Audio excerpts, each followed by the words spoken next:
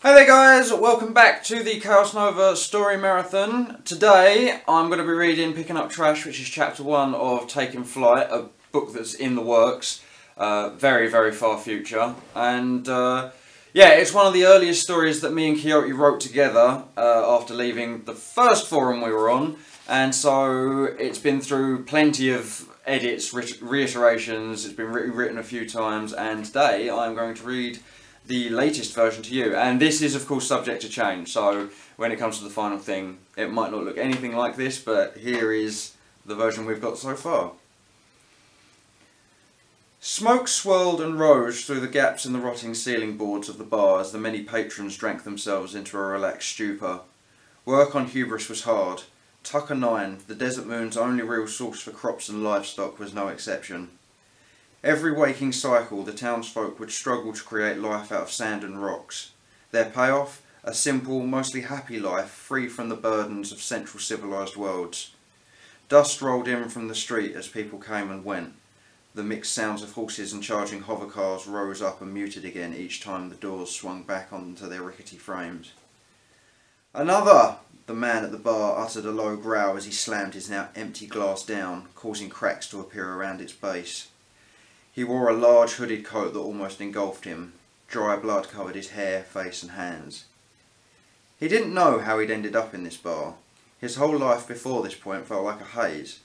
Impatient, he patted himself down, finding a small tin filled with herbs and papers in his top pocket. His hands passed over a holster and a protruding handle jammed into his left side. He made a note to examine the weapon once he was on his own. At least the motion of rolling felt familiar.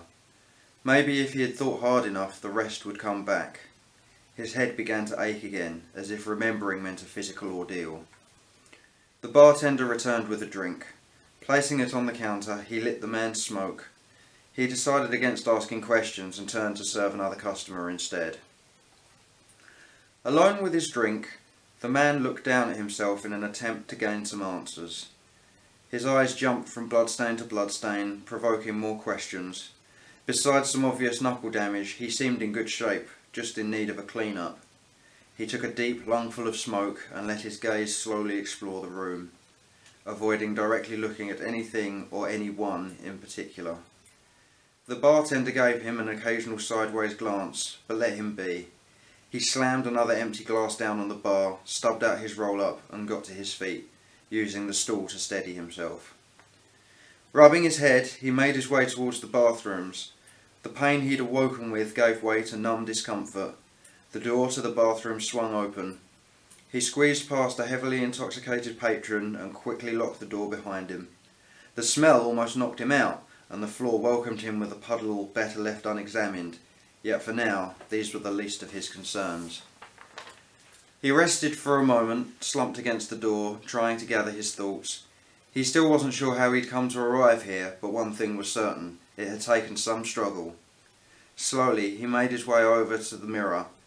It was missing a corner and had a large crack running all the way through. He stared at himself, turned on the cold tap and let the sink fill. As he gripped the sides of the basin, his eyes wandered back to his reflection. Who am I? Why don't I remember? He stared some more. Nothing, huh? How about a name?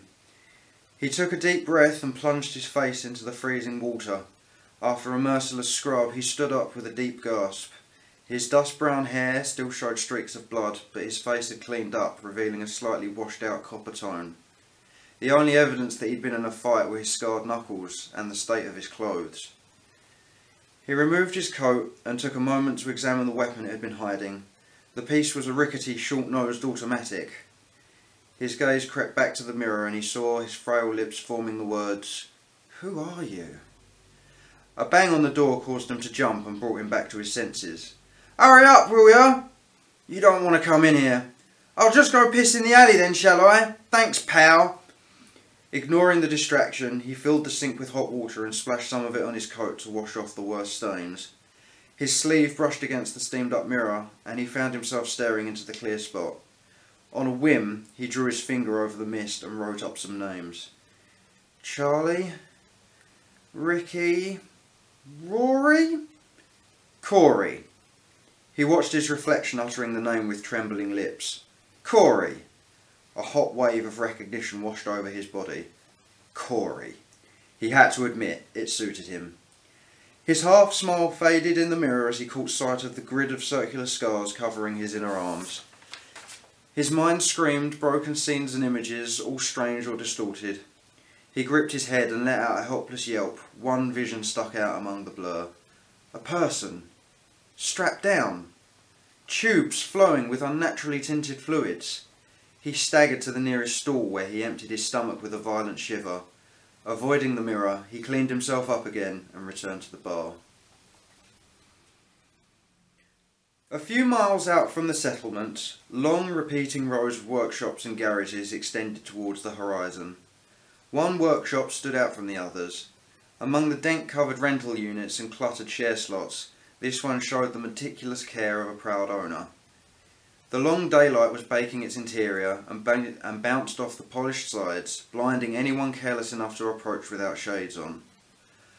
A glimpse through the large hangar doors revealed the wreck of a small ship, its origins unclear due to the heavy damage. Around the wreckage, blueprints and tools covered the floor. 3 sweat-covered, grease-stained men were working with determination on their weathered faces. One stood near a workbench overlooking a set of plans. Occasionally, the other 2 would look to him in search of counsel. Trouble van Wingarten was a veteran from the independent Rystar system. His wrinkled skin and greying hair hid the fact that he was the youngest retired soldier of his day. One of the men let out a sigh. Sure isn't like the toys we used to have. But then nothing is.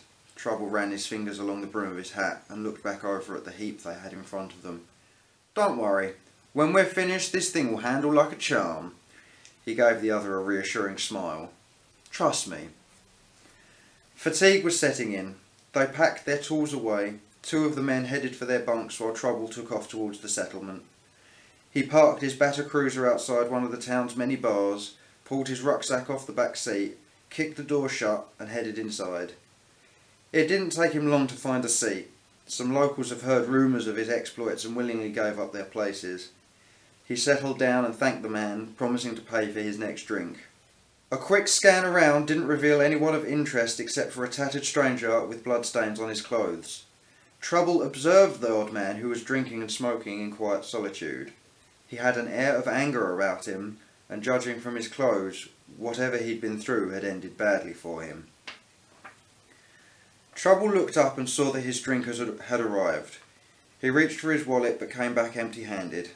I'm sorry, I've left my credits in the buggy. I'll be right back. Back at his cruiser, he reached into the storage box and mumbled to himself. I remember my bag, but not my cash. Trouble sat, absent-minded for a moment. Something felt off. Unfamiliar sounds were gradually taking over the town's usual quiet. The noises were growing louder, and Trouble looked up. His eyes widened in recognition. It was unmistakably the sound of a failing thruster. So, that is Taken Flight, Part 1.